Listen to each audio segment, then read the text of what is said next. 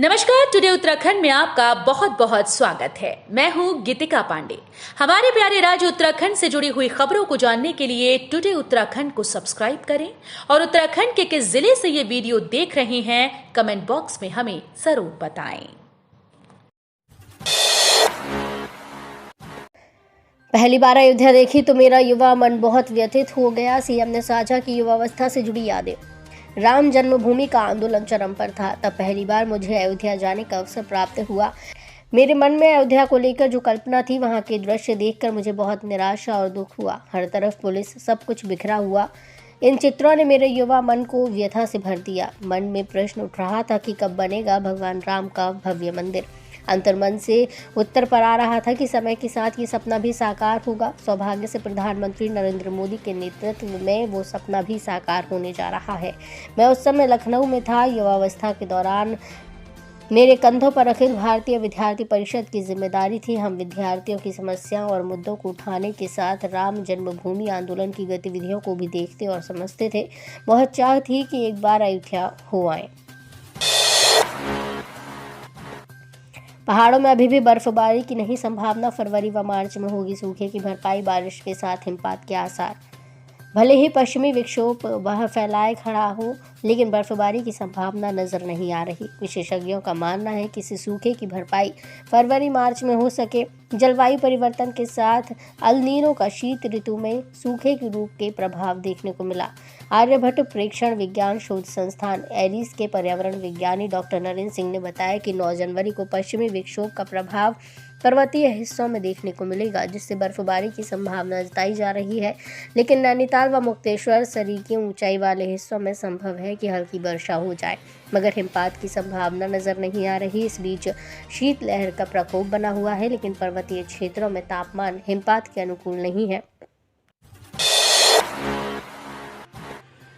प्रदेश की पहली योग नीति पर जल्द लगेगी कैबिनेट की मुहर। आयुष विभाग को 50 से अधिक लोगों ने दिए सुझाव। प्रदेश की पहली योग नीति को जल्द ही कैबिनेट की मंजूरी मिल सकती है। नीति के ड्राफ्ट पर आयुष विभाग को 50 से अधिक लोगों के सुझाव मिले हैं। योग को बढ़ावा देने के लिए अच्छे सुझाव को नीति में शामिल किया जाएगा। शीघ्र ही सुझावों को लेकर शासन स्तर पर बैठक आयोजित की जाएगी। मुख्यमंत्री पुष्कर सिंह धामी ने भी उत्तराखंड को विश्व का सर्वश्रेष्ठ योग डेस्टिनेशन बनाने के लिए नीति का प्रस्ताव कैबिनेट में लाने के निर्देश दिए थे। आयुष विभाग ने पहली बार योग नीति का प्रस्ताव तैयार किया है। इस नीति के तहत योग व नेचुरोपैथी आध्यात्मिक में बुनियादी ढांचा विकसित करने के लिए प्रदेश सरकार अधिकतम 50% सब्सिडी देगी। चीला मार्ग पर सड़क दुर्घटना में 2 रेंजरों समेत 4 की मौत। नई गाड़ी का ट्रायल कर रहे थे अधिकारी। ऋषिकेश चीला मार्ग पर सड़क दुर्घटना में 2 रेंजरों समेत 4 लोगों की मौत हो गई। मिली जानकारी के अनुसार विभागीय अधिकारी नई गाड़ी का ट्रायल कर रहे थे, तभी यह हादसा हो गया। हादसे की खबर सुनते ही मृतकों के परिजन बिलख पड़े। सर्दी में धर्मनगरी में घटी यात्रियों की संख्या। रात भर गुलजार रहने वाला बाजार भी पड़ा सूना। सर्दी में धर्मनगरी में यात्रियों की संख्या घट गई है। इससे गंगा घाटों पर कम यात्री नजर आ रहे हैं। होटल, धर्मशालाएं और आश्रम भी खाली चल रहे हैं। रात भर यात्रियों से गुलजार रहने वाले बाजार सूने पड़े हैं। शहर में इन दिनों कड़ाके की सर्दी पड़ रही है। सुबह से कोहरे की सफेद चादर छा जाती है। हालांकि 2 दिन से सुबह 10 बजे के बाद धूप निकल रही है, लेकिन इससे भी लोगों को ठंड से राहत नहीं मिल रही। प्रधानाचार्य के 692 पदों पर होगी विभागीय भर्ती। कोर्स तैयार। आयोग ने प्रस्ताव मंजूरी के लिए भेजा। प्रदेश के सरकारी इंटरमीडिएट विद्यालयों में प्रधानाचार्य के 692 पदों के लिए विभागीय भर्ती होगी। राज्य लोक सेवा आयोग की ओर से इसके लिए पाठ्यक्रम तैयार कर लिया गया है।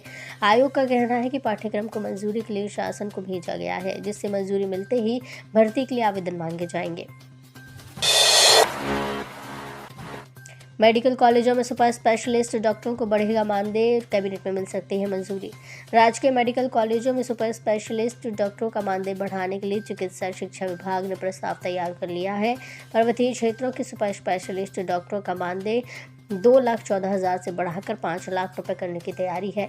आगामी कैबिनेट में मानदेय बढ़ोतरी के प्रस्ताव को मंजूरी मिल सकती है। प्रदेश के राजकीय मेडिकल कॉलेज देहरादून, श्रीनगर, हल्द्वानी और अल्मोड़ा में सुपर स्पेशलिस्ट डॉक्टरों व रेडियोलॉजिस्ट के पद खाली है। निजी अस्पतालों और मेडिकल कॉलेज में सुपर स्पेशलिस्ट डॉक्टरों को ज़्यादा वेतन मिल रहा, जिससे सरकारी मेडिकल कॉलेज में विभिन्न संकाय को सुपर स्पेशलिस्ट नहीं मिल रहे। अचानक शिफ्ट हुई गायनी की इमरजेंसी, परेशानी हुई गर्भवती महिलाएं। उम्मीद से कहीं ज़्यादा खराब है इस अस्पताल की व्यवस्था। दून मेडिकल कॉलेज चिकित्सालय को अव्यवस्था का मर्ज लग गया है। आलम यह है कि तमाम सख्ती के बावजूद व्यवस्था पटरी पर नहीं आ रही है। रविवार को यहां गायनी की इमरजेंसी एकाएक शिफ्ट कर दी गई, जिस कारण गर्भवती महिलाओं को खासी दिक्कत उठानी पड़ी।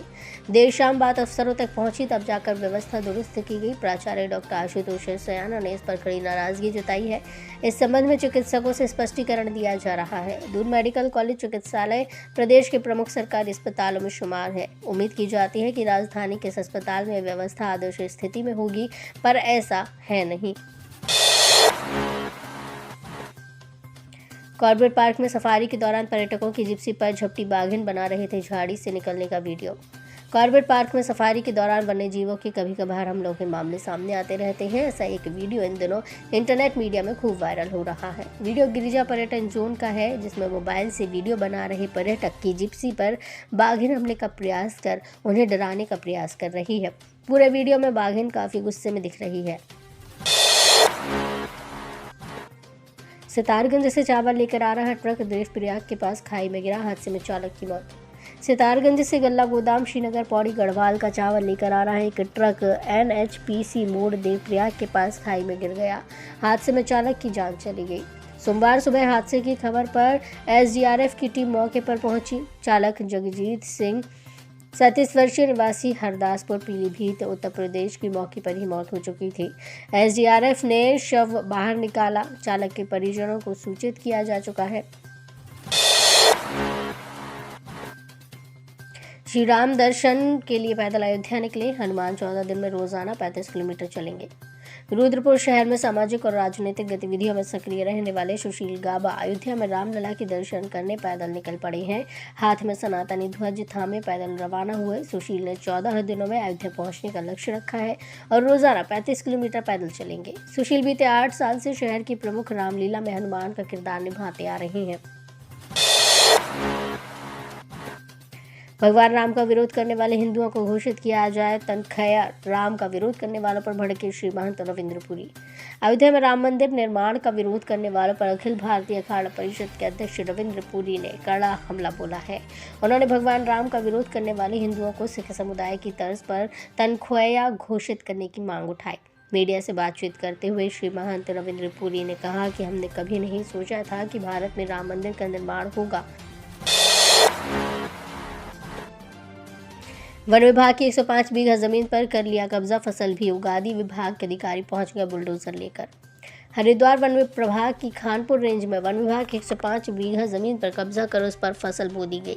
वन विभाग के अधिकारियों ने सोमवार को विभिन्न रेंज के रेंजर एवं कर्मचारियों की मदद से जमीन को कब्जा मुक्त बनाते हुए अपने कब्जे में ले लिया। साथ ही जमीन की निशानदेही करते हुए खाई खोद दी गई।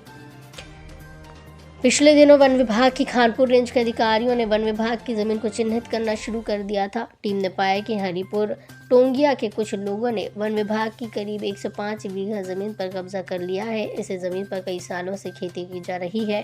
इस पर वन विभाग की टीम ने नापतोल की। तो ये थी हमारे प्यारे राज्य उत्तराखंड से जुड़ी हुई कुछ खास और अहम खबरें। इसी तरह की लेटेस्ट अपडेट पाने के लिए अभी सब्सक्राइब करें टुडे उत्तराखंड चैनल को। धन्यवाद।